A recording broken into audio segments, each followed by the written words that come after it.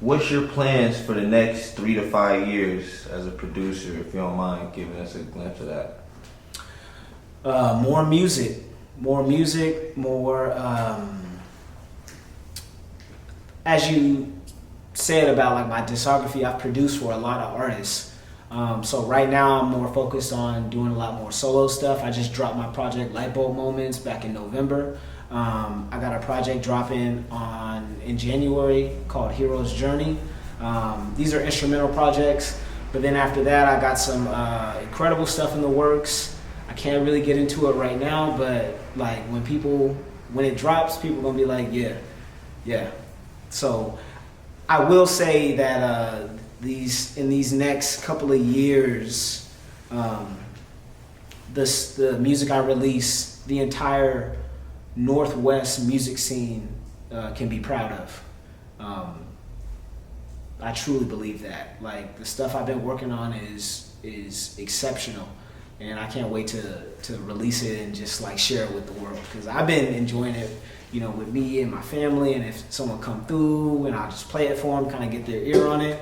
But these next couple of years I got some incredible stuff coming. Sure. When it comes to your beats and your process, paint us a picture of what that looks like. The process is very free flowing. It's more free flowing than people think. There's times to where I'll sit and just make like 3-5 beats a day, and like do the basic of it. Boom. Okay, I like that vibe. Yep. Set that one to the side, move on to the next one.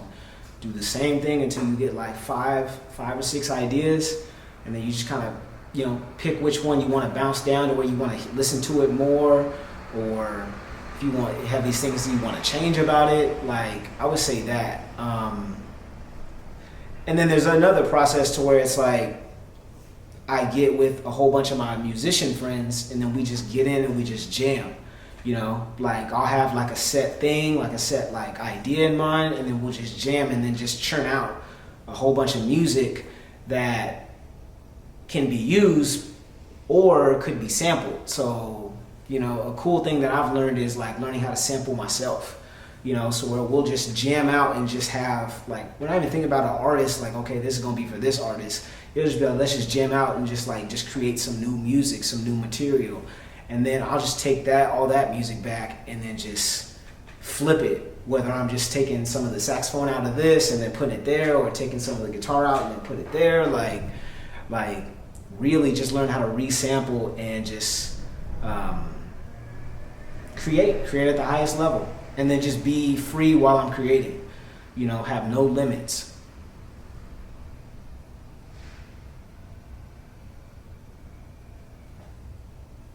What's your thoughts on leasing beats versus buying the exclusive outright off the jump? What's the pros and what's the cons in your perspective? The only pro that I see for me is doing exclusive beats. I don't do leasing beats. Like I have a hard line of like leasing beats, because I know the headache that creates. I have a lot of producer friends that tell me the horror stories of like leasing and the exclusives and all that stuff. So I'm just like, I just want to be someone that like, I've always wanted to be a producer that just tailor-made records for people specifically. Like if you come to me like, hey, I want to make some beat, I want you to make a beat for me, I'll be like, okay. Like I'll listen to your work and I'll be like, okay. Like all I do is exclusive, tailor-made custom beats. Now, if someone comes to me and is like, yeah, I may not want that, but if you have any beats that you want to show me, like we can do that too. And then they can just purchase those outright. But as far as like leasing beats, like I'm not with that. Like I just know that it's just a huge headache that I just would love to avoid. So I just think, making exclusive custom beats is more important. What's your most funny in-studio memory with an artist you work with? It was probably with the Jacka when I was in the studio with the Jacka. Shout out to Jacka, R.I.P. It was back in 2011, and